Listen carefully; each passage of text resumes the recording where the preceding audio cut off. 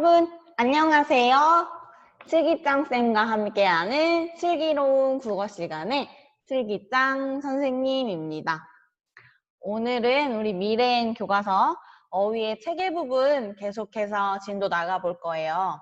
여러분들 수업 듣기 전에 교과서 126쪽부터 129쪽까지 진도 나갈 것이기 때문에 혹시 아직 풀려있지 않은 친구들이 있다면 연필로 한번 풀어본 다음에 수업을 듣고 혹시 여러분들이 적은 내용과 선생님이 설명한 내용이 조금 다르다면 펜으로 고치면서 수업 들으면 좋겠습니다.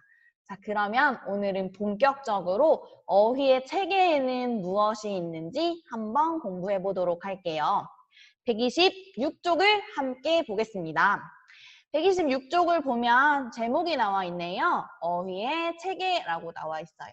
선생님이 지난 시간에 잠깐 설명하기는 했지만 우리말에서 어휘의 체계는 그 단어가 어디서 왔는지, 즉 단어의 뿌리에 따라서 순수한 우리말로 이루어진 고유어, 그리고 한자에서 기반이 된 한자어, 그리고 외국에서 들어온 말인 외래어, 이렇게 세 개로 나눌 수 있다고 했어요.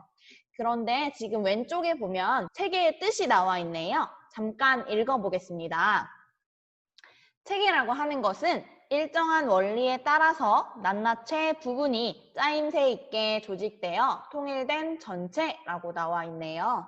이게 무슨 말이냐면 결국 하나의 전체를 원리에 따라서 부분 나눠 놓은 것을 이야기를 하는데요. 쉽게 말하자면 우리가 어휘의 체계에 대해서 공부를 한다고 했어요. 이 어휘라고 하는 게 단어들을 모아놓으면 어휘라고 부를 수 있다고 했는데 이 단어들을 모을 때 그냥 막 뭉치는 것이 아니라 일정한 원리에 따라서 묶어서 조직을 해놓으면 그것을 체계라고 부를 수 있다는 말입니다. 쉽게 말해서 다시 한번 말하자면 단어, 우리나라에 존재하는 수많은 단어들이 있는데 그것을 특정한 원리, 즉 우리가 여기서 적용할 원리는 그 단어가 어느 곳에서 왔냐는 것이죠. 단어의 뿌리들을 찾아보는 거예요. 그 뿌리가 순수한 우리말에 있다라고 하면 고유어, 그 뿌리가 한자에 있으면 한자어, 그리고 외국에서 들어온 말이라면 외래어라는 특정한 원리에 따라서 잘 나누어 놓은 하나의 전체를 어휘의 체계라고 부른다는 것이에요. 말이 조금 어려울 수 있지만 그냥 쉽게 우리나라에 존재하는 정말 많은 단어를 고유어이냐, 한자어이냐, 혹은 외래어이냐라는 기준으로 나눠 본다고 생각을 하면 되겠습니다. 그럼 우리 본격적으로 어떤 단어들을 고유어, 한자어, 외래어로 나눌 수 있는지 공부하기 위해서 본문을 살펴보도록 할게요. 그림이 하나 나와 있어요. 위에 있는 문장 읽어보니까 토요일 아침 수미는 무엇을 입을까 고민하며 옷장을 열었다. 옷장 속에는 여러 가지 옷과 물건이 있다. 옷과 물건의 이름은 모두 우리말일까? 라고 나와 있네요. 우리가 지금 궁금한 것은 수미가 지금 옷장을 열었을 때 거기에 보이는 다양한 물건이나 옷들이 우리말인지가 궁금한 거예요. 그럼 옷장 속에 어떤 옷이 있는지 한번 다 같이 살펴보겠습니다. 수미가 이렇게 말하고 있네요. 교복을 안 입는 날은 항상 고민이라니까 무슨 옷을 입을까? 라고 했어요. 옷장 속을 보니까 교복이 있어요. 교복 안 입는 날이라고 했는데 교복이 있네요. 교복은 안 입겠죠. 그리고 원피스, 재킷, 티셔츠, 바지, 모자, 목도리까지 이렇게 여러 가지 옷과 물건들이 있는데요. 우리가 여기서 궁금한 것은 과연 이 모든 단어들이 우리말이냐? 이것이 궁금한 거예요. 그런데 여러분들이 생각해 봤을 때 재킷이나 원피스 혹은 뭐 티셔츠와 같은 것은 왠지 우리말이 아닌 것 같은 느낌이 들죠. 왜냐면 그 뿌리가 우리나라에서 온 것이 아니라는 생각이 직접적으로 바로 들기 때문인데요. 여기서 그럼 여러분들이 꼭 알아야 할 것은 우리말이 과연 어떤 뜻인지를 알아야 이것들이 우리말인지를 판단할 수가 있겠죠? 우리말이라고 하는 것은 우리나라 사람들이 쓰는 말을 이야기를 합니다. 쉽게 말해서 우리가 쓰고 있는 모든 말을 우리말이라고 부를 수 있어요. 큼직큼직하게 이해를 하자면. 그러면 이렇게 생각해 보면 됩니다. 원피스, 재킷, 티셔츠처럼 그 뿌리가 우리말이 아닌 단어들이 있어요. 이것을 혹시 대체할 수 있는 우리 고유한 말 여러분들 쉽게 떠올릴 수 있나요? 조금 어려운 것 같아요. 즉 무슨 말이냐면 이런 말들은 그 뿌리가 외국에서 들어온 것이기는 하지만 우리말처럼 너무 잘 쓰고 있다는 것이에요. 대체할 수 있는 우리말도 없고요. 그렇기 때문에 이런 고유어, 한자어, 외래어는 모두 여러분들이 잘 사용하고 있는 말들이기 때문에 모두 우리말이라고 할 수 있습니다. 옆에 먼저 답부터 적어볼까요? 이 어휘들은 모두 우리말이다. 왜냐하면 그 뿌리가 순수하고 고유한 우리말은 아닐지라도 여러분들이 지금 우리나라 사람들이 쓰는 말로서 자연스럽게 잘 쓰고 있기 때문에 우리말이라고 할 수 있습니다. 즉, 고유어, 한자어, 외래어가 모두 우리말이라는 사실을 여러분들이 기억하고 있어야 해요. 그럼 아래쪽에 지금 이 우리말들을 특정한 기준에 따라서 한번 나누어 보자고 하는 학습 활동이 나와 있네요. 그리고 보기에 보니까 위에 옷장에서 우리가 봤던 이름과는 조금 다르게 괄호 안에 특정한 정보들이 나와 있어요. 예를 들어서 교복이라는 글자 옆에는 한자가 쓰여져 있고요. 원피스라는 단어에는 영어로 원피스라고 적혀 있네요. 이것들이 여러분들이 밑에 있는 학습 활동을 수행하는 데 도움이 될 만한 정보입니다. 그럼 어떤 기준으로 나누는지 한번 살펴볼게요. 우리가 지난 시간에도 이미 공부했듯이 고유어라고 하는 것은 본래부터 우리말에 있었던 말이나 그것을 바탕으로 하여 만들어진 말을 고유어라고 부릅니다. 그럼 여기서 여러분들이 알아야 할 것, 한자어나 외래어와 달리 고유어에는 이 말, 단어 옆에 괄호가 있을까요? 없을까요? 맞아요. 없어요. 따로 이런 단어의 뿌리를 밝혀줄 필요가 없기 때문이죠. 그럼 한자어의 뜻 한번 읽어보겠습니다. 한자어라는 것은 한자를 바탕으로 하여 만들어진 말이라고 해요. 그렇기 때문에 보기에 있는 것처럼 단어 옆에 괄호 안에 한자가 쓰여 있는 단어들은 한자어라고 생각할 수 있죠. 마지막으로 외래어는요. 외국에서 들어와서 우리말처럼 쓰이는 말입니다. 결국 외국에서 들어오긴 했지만 우리나라 사람들이 정말 외국어라는 것을 잘 인식하지 못할 정도로 자연스럽게 우리말처럼 쓰는 말들을 외래어라고 부르는데요. 그렇기 때문에 이 외래어는 괄호 안에 그 원래 외국에서 쓰던 말이 들어있다고 생각을 하면 되겠습니다. 그러니까 이렇게 괄호 안에 무엇인가가 들어있으면 고유어가 아니라고 쉽게 생각할 수 있겠죠. 그럼 너무나 쉬워질 것 같아요. 여러분들 한번 적어볼게요. 고유어는 괄호 안에 아무것도 없다고 했죠. 그렇기 때문에 우리가 쉽게 찾을 수 있어요. 여기서는 바지와 목도리가 고유어에 해당하겠네요. 자, 여러분들이 지금 공부하면서 알게 된 고유어, 한자어, 외래어를 잘 기억하고 있어야 합니다. 그러니까 이걸 꼭 외워야 되는 건 아니지만 단어를 들었을 때 이거는 고유어야, 이건 한자어야, 혹은 이건 외래어야 라고 자연스럽게 말할 수 있도록 좀 익숙해지면 좋겠어요. 자, 다음으로 한자어는 괄호 안에 한자가 쓰여져 있다고 했네요. 자, 찾아보겠습니다. 교복이라는 단어와 모자라는 단어 안에 한자가 쓰여져 있네요. 여기서 그냥 선생님이 한 가지 여러분들에게 알려주자면 이 모자라는 글자 안에 쓰여져 있는 이 모자 한자 있잖아요. 이거가 사실은 모자 모자예요. 그래서 재미가 없네요. 죄송해요. 자, 그럼 다음으로 외래어 한번 찾아보겠습니다. 외래어는 괄호 안에 한자가 아닌 다른 외국에서 들어온 말들이 적혀 있으면 외래어라고 했어요. 우리가 쉽게 찾을 수 있죠? 세 가지 단어가 존재를 하네요. 원피스, 그리고 재킷, 마지막으로 티셔츠. 이렇게 세 개의 단어가 우리 외래어라고 생각할 수 있어요. 이렇게 찾아보니까 별로 어렵지 않았죠. 왜냐하면 단어 옆에 괄호로 다 쓰여져 있으니까. 그러면 이렇게 내가 어떤 단어를 봤는데 괄호가 없다면 어떻게 찾아야 될지에 대해서 여러분들이 한번 생각해 보면 좋을 것 같아요. 그런 활동을 하기 위해서 우리는 다음 쪽으로 넘어가 보겠습니다.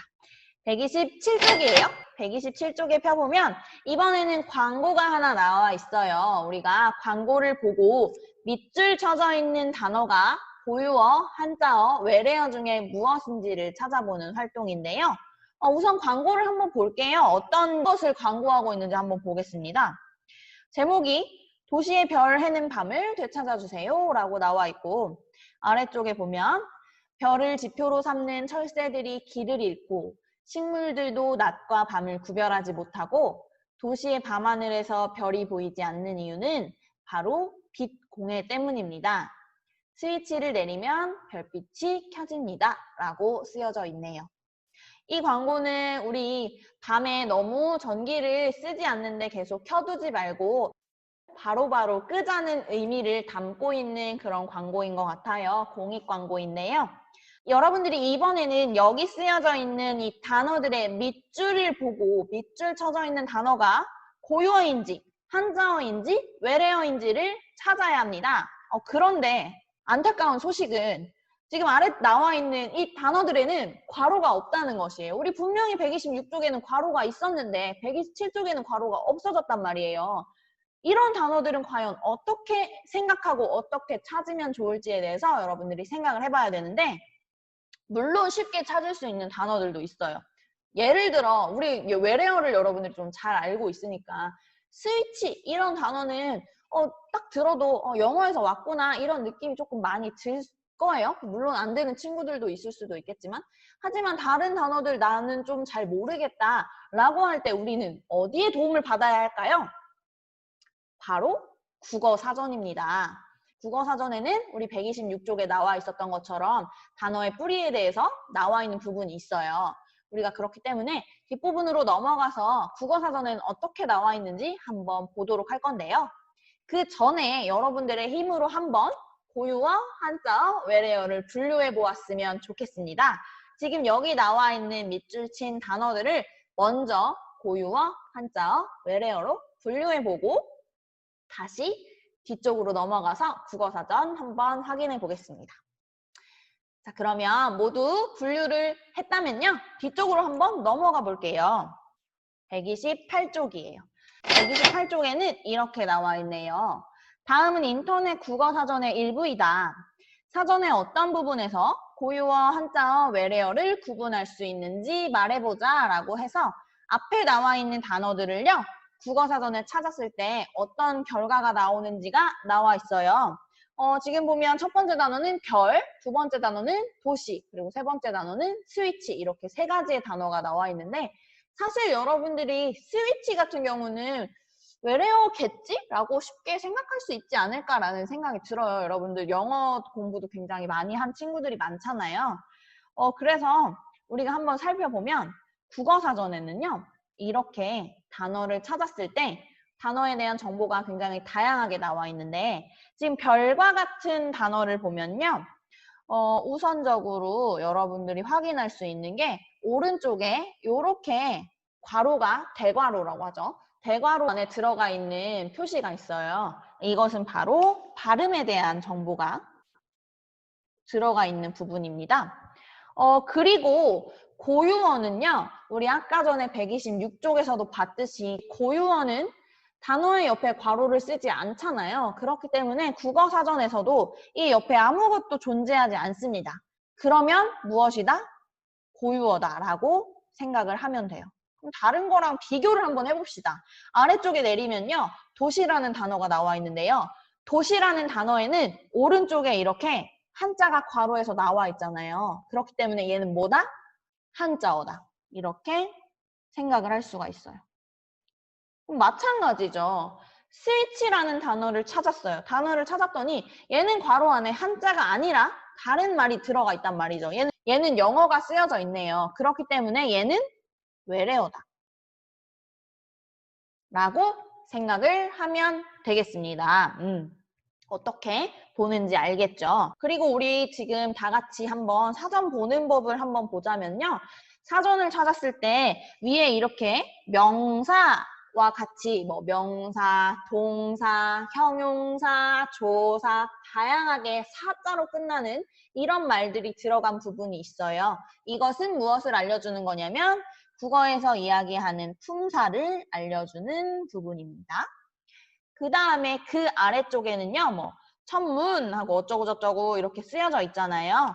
바로 이 부분이 이 단어에 대한 뜻을 밝혀주는 부분이라고 생각을 하면 됩니다. 그 다음에 국어사전에서는요, 아래쪽에 이렇게 별이 반짝이다처럼 실제로 사용되는 예문이 나와 있어요. 그래서 이런 부분은 용례라고 생각하면 돼요. 쉽게 용례도 한자어인데요. 사용되는 예를 보여준다. 실제 문장으로 만들면 어떻게 만들 수 있는지를 보여주는 부분이다 라고 생각하면 되겠습니다. 자, 이렇게 우리가 사전 보는 법에 대해서 한번 생각을 해봤어요. 그리고 좀 특별한 게 뭐냐면요. 스위치와 같이 외래어의 경우는 사전 안에 이것을 고유한 우리말로 어떻게 바꿀 수 있는지에 대해서 순화하는 말을 보여주는 경우가 있어요. 지금 스위치 보면 이렇게 쓰여져 있죠. 8개로 순화하여 사용할 수 있다라고 나와 있는 부분이 있어요.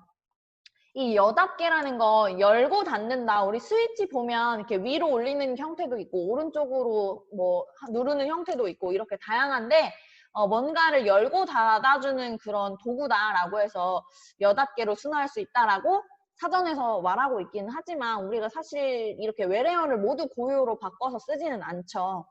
왜냐면 외래어가 되게 익숙하게 우리말처럼 잘 들어와서 쓰이고 있기 때문에 하나의 우리말이라고 생각하면 될 것 같습니다. 사실 순화해서 쓰는 게 쉬운 일은 아니죠. 그렇지만 불필요하게 외래어를 너무 많이 사용하면 또 소통이 어렵고 하기 때문에 별로 좋지는 않다고 생각할 수가 있어요. 자, 그러면 우리가 여기서 지금 정말 중요한 건 뭐였냐면 앞에 나와 있었던 밑줄 친 단어들이 과연 고유어인지 한자어인지 외래어인지를 나누는 것이 이번 수업에서 지금 해야 하는 학습 활동이었잖아요. 그런데 우리가 뒤에 있는 사전을 보니까 별, 도시, 그리고 스위치라는 단어가 사전 정보로 나와 있었어요. 그렇기 때문에 우리 외래어에다가 스위치는 쉽게 적을 수 있을 것 같아요. 적을 수 있을 것 같고요. 그럼 나머지 단어들을 한번 찾아보아야 하는데 물론 여러분들이 이 단어를 딱 보고 직관적으로 별은 고유어군. 맞아. 도시는 한자어야. 스위치는 외래어지 라고 모든 단어를 다 생각할 수 있으면 너무나도 좋겠지만 그렇지 않은 경우가 있을 수도 있어요. 그럴 땐 뭐의 도움을 받는다? 바로 국어사전이죠.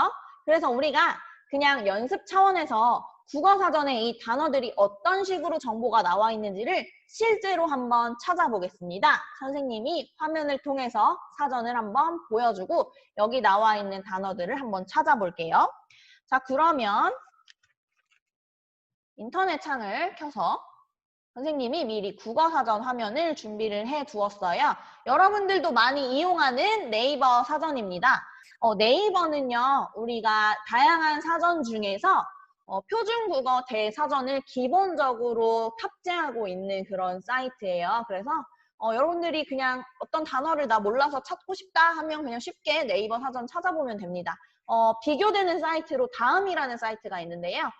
다음이라는 사이트는 고려대학교 사전을 탑재하고 있는 사이트예요. 근데 우리가 그냥 쉽고 좀 많은 사람들이 널리 사용하는 것이 표준국어 대사전이기 때문에 여러분들은 네이버에 있는 국어사전 이용하면 편하게 할 수 있을 것 같아요. 자, 그러면 하나씩 찾아볼게요.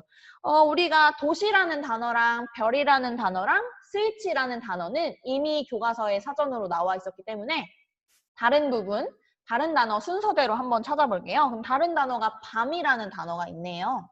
밤이라고 검색을 했어요. 검색을 했더니 단어가 나와 있는데 눌러보니까 오른쪽에 괄호가 나와 있지 않아요. 그래서 밤은 고유어라고 생각할 수 있습니다. 다음 단어 찾아볼게요. 다음 단어는 지표라는 단어네요. 지표라는 단어는 우리가 이 단어를 누르기도 전에 나왔어요. 지금 보니까 여러분들 지표라는 단어 옆에 한자가 이렇게 나와 있죠. 그렇기 때문에 얘는 뭐다? 한자어다. 그럼 다음으로 철새 한번 찾아보겠습니다. 철마다 돌아오는 새라는 뜻이네요. 우리가 쉽게 새는 새조라고 하는 한자가 따로 있기 때문에 새는 아무래도 고유어겠구나라고 생각할 수 있는데 얘는 지금 보니까 오픈 사전으로 나와 있죠. 그 이유가 무엇이냐면 뭐 제철 과일을 할 때 이 철이라는 말이랑 새라는 말이 합쳐져서 이루어진 단어거든요. 그래서 지금 보면 철새라는 단어도 옆에 아무것도 나와 있지가 않잖아요. 근데 나는 만약에 오픈 사전이 조금 불안하다 하면 철이라는 단어 따로, 새라는 단어 따로 찾아서 이 두 개가 모두 한자가 나와 있지 않으면 고유어라고 생각하면 돼요. 우리 그러면 한번 연습 차원에서 찾아볼게요. 철이라고 찾았더니 계절이라는 말과 철이라는 말이 같은 단어라고 하면서 나와 있죠. 자, 여기 한자 있나요, 여러분? 한자 없어요. 그렇기 때문에 얘도 고유어입니다. 여기서 하나 알 수 있는 거 아래쪽에 있는 계절이라는 단어는 한자어구나 라는 것도 알 수가 있네요. 자, 그러면 다음으로 새도 찾아봐야 된다고 했어요. 새. 날아다니는 거. 자, 새 찾아보니까 새에는 옆에 한자가 없어요. 그렇기 때문에 얘도 고유어다. 좋습니다. 다음 단어 찾아볼게요. 빨리빨리 찾아볼게요. 다음 단어는 길이라는 단어네요. 자, 길이라는 단어도 오른쪽에 한자 없습니다. 그렇기 때문에 무슨 어? 고유어다. 다음으로 식물, 속도를 내볼게요. 여러분들 수업이 너무 길어지면 안 되니까. 자, 식물. 사실 식물이라는 단어, 심을 식자를 사용했어요. 한자어입니다. 여러분들 지금 보이죠? 한자 나와 있고요. 괄호 안에 발음 정보 나와 있다고 했어요. 얘는 발음을 식물이라고 하는 단어네요. 자, 다음으로 낫이라는 단어 찾아보겠습니다. 낫도 여러분들이 낫주라고 하는 한자가 따로 있다는 거 알고 있잖아요. 그래서 얘도 마찬가지 괄호 없기 때문에 무슨 어다? 고유어다. 다음 밤하늘 찾아야 되겠네요. 밤하늘도 밤이라는 말과 하늘이라는 말이 합쳐져서 만들어진 말이네요. 보니까 괄호 안에 아무것도 없기 때문에 얘도 뭐다? 고유어다. 자, 다음 이유라는 말입니다. 이유 설마 고유어일까? 궁금해하는 친구들이 있을 것 같아요. 자, 이유 보니까 괄호 안에 괄호는 없네요. 오른쪽에 뭐가 쓰여져 있죠? 한자가 쓰여져 있네요. 얘는 뭐다? 한자어다. 마지막으로 스위치까지 우리 이미 찾았기 때문에 여러분들 학습활동 정리만 하면 되겠습니다. 다시 교과서로 넘어갈게요. 교과서로 넘어가서 고유어와 한자어와 외래어 한번 써줘 볼게요. 여러분들이 지금 우리가 쭉 봤지만 외래어는 스위치 하나밖에 없었어요. 나머지 단어 순서대로 적어보도록 하겠습니다. 도시랑 별이라는 단어가 이미 쓰여져 있기 때문에 밤부터 적으면 되겠네요. 밤은 고유어, 지표는 한자어, 철새도 고유어였죠. 그리고 길이라는 단어도 고유어였고요. 식물은 한자어, 낮이라는 말은 고유어였고요. 아이고, 고유어라고 쓰고 있네요. 낮이라는 말, 고유어. 밤하늘도 고유어. 이유라는 말은 한자어였네요. 여러분들 교과서에 이렇게 정리가 되어 있으면 127쪽도 끝이 났습니다. 자, 그러면 다음 쪽 다시 넘겨볼게요. 다음 쪽 다시 넘기면 우리 아까 전에 이미 보았던 사전을 통해서 고유어, 한자어, 외래어를 어떻게 구분할 수 있는지가 나와 있어요. 우리 직접 사전 보고 연습도 했기 때문에 여러분들이 이번 단원 학습활동 하다가 나 아직도 잘 모르는 단어가 있다라고 하면 무조건 무엇을 찾아본다고요? 국어사전 꼭 찾아보면서 공부하면 좋겠습니다. 자, 그러면 아래쪽 한번 볼게요. 우리 주변에서 볼 수 있는 사물의 이름을 고유어, 한자어, 외래어로 나누어 보고 자신이 분류한 것이 맞는지 사전을 찾아 확인해 보자 라고 나와 있어요. 여러분들이 직접 찾기 힘들 것 같아서 선생님이 단어를 제시해 주겠습니다. 12개의 단어를 제시해 줄 건데요. 여러분들이 지금 우선적으로 12개의 단어를 선생님이 써주는 걸 보고 같이 따라서 쓰고요. 그 다음에 잠깐 일시정지하고 이 단어들이 고유어인지 한자어인지 외래어인지 한번 써보세요. 오른쪽에다가 뭐 예를 들어서 고유어라면 고 이렇게 쓰고 한자어면 한 이렇게 쓰고 외래어라면 왜 이렇게 써서 한번 분류를 해보세요. 선생님이 오늘 수업이 끝날 때쯤에 이 퀴즈의 정답을 알려주도록 하겠습니다. 자, 그러면 선생님이 여러분들에게 퀴즈로 제시할 단어 12개 제시해 주도록 할게요. 다 같이 적어볼게요. 봄, 친구, 강아지. 여러분들 이렇게 사이에 칸 띄워야 돼요. 왜냐하면 사이사이에 고유어인지 한자어인지 외래어인지 적어야 하니까. 그 다음에 택시, 아파트, 비빔밥,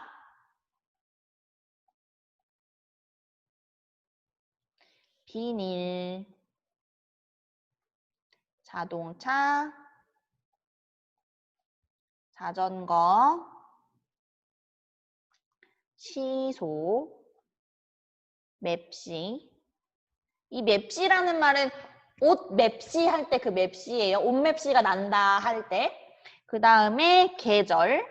계절은 아까 전에 봤던 단어인 것 같아요. 여러분들이 철이라는 단어 찾았을 때 그것은 고유어라고 했고 그걸 한자어로 바꾸면 계절이라고 했네요. 힌트가 이미 나왔는데 자, 여러분들이 그러면 계절은 선생님이 다 같이 답 한번 적을 수 있을 것 같아요. 색깔을 바꿔서 쓰면 좀 더 눈에 잘 보이니까 계절에다가 한 이렇게 적고 마찬가지예요. 고유어면 오른쪽에다가 고, 외래어면 외, 한자어면 한 이렇게 한번 적어보세요.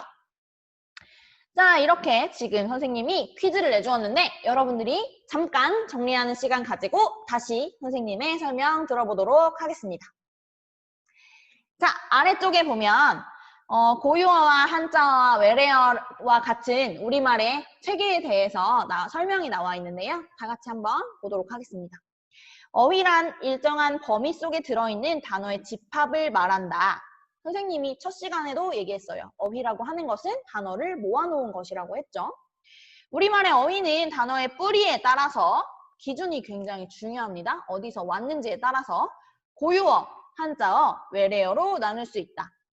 고유어는 본래부터 우리말에 있었던 말이나 그것을 바탕으로 하여 만들어진 말이고 한자어는 한자를 바탕으로 하여 만들어진 말이다. 그리고 외래어는 외국에서 들어와 우리말처럼 쓰이는 말이다.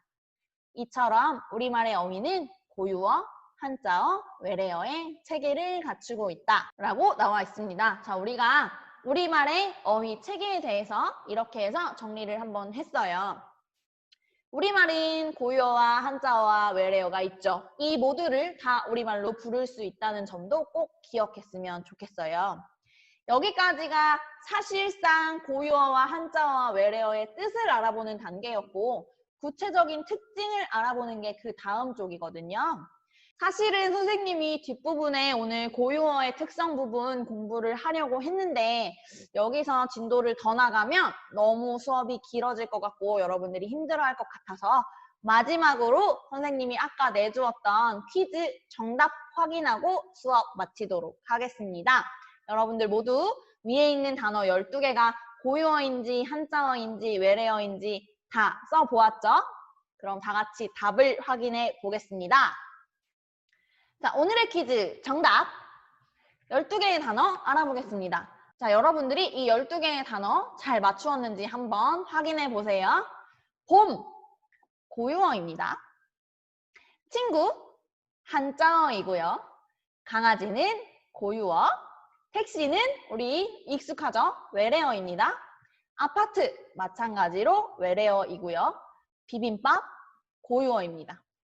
비닐, 비닐이 좀 의외인데요. 여러분들 사전 찾아보면 영어로 나와 있습니다. 비닐, 외래어고요. 자동차, 한자어. 자동차와 자전거의 자자 비슷한 것 같죠? 자전거도 한자어입니다. 그리고 시소도 조금 의외일 수 있는데 시소도 찾아보면 괄호 안에 영어가 나와 있어요. 시소, 외래어고요. 맵시는 약간 한자어 같은 느낌이 나죠. 하지만 반전이죠. 맵시 고유어입니다. 마지막으로 계절은 우리 아까 전에 함께 했었죠? 한자어입니다. 자, 오늘의 퀴즈는 여기까지 했습니다. 여러분들 오늘 우리가 고유어와 한자어와 외래어를 어떻게 찾아낼 수 있는지 사전 보는 법에 따라서 한번 공부를 해봤고, 여러분들 실제로 사전 보는 거 함께 연습을 해봤는데, 이렇게 선생님이 지난 시간에도 얘기했듯이 우리 우리말의 체계 부분 있잖아요. 이 부분은 막 외워야지.